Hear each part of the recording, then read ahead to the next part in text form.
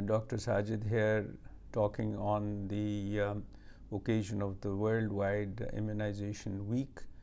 Let me just tell you the importance of vaccines during the next few minutes.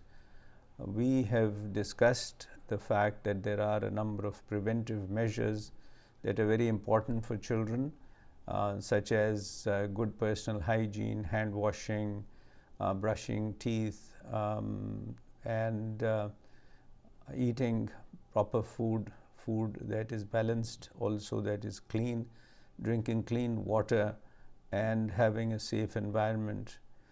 However, one preventive measure that is most effective, and it is also very safe and readily available, is that of vaccines. And a lot of our parents perhaps are somewhat reluctant to get these vaccines. There are a number of diseases that are prevalent in our children, not only pneumonia or respiratory infections, diarrheal diseases, but other conditions such as tuberculosis. Polio is still around, diphtheria, whooping cough, tetanus, measles, Haemophilus influenza B infections.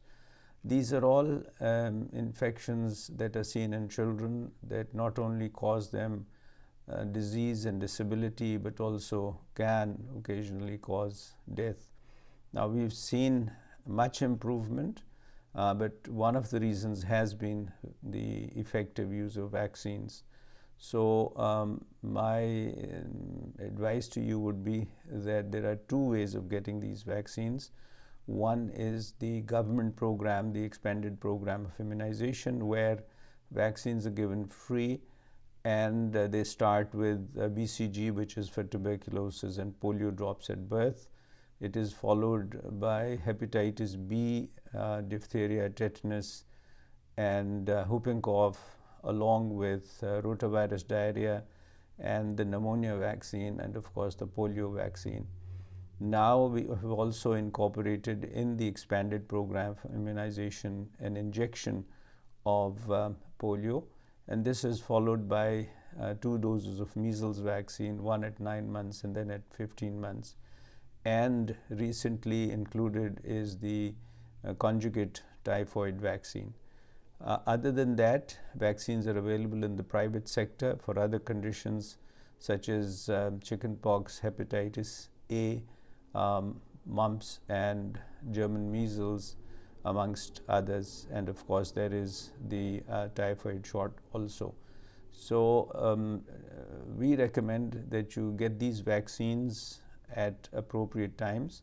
You should discuss this with your doctor. This would be a good time to remind yourself, if you have missed any vaccines in your children, please get them done. The good news is that you don't have to restart the vaccination schedule. You can just finish where you left off.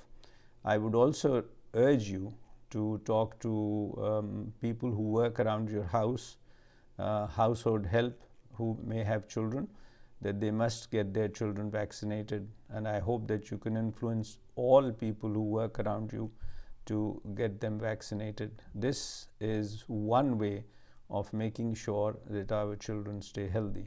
I hope this information is of help to you, and I hope that you will join me in getting your own children vaccinated and spread the word, and also convince people who work around you to get their children vaccinated.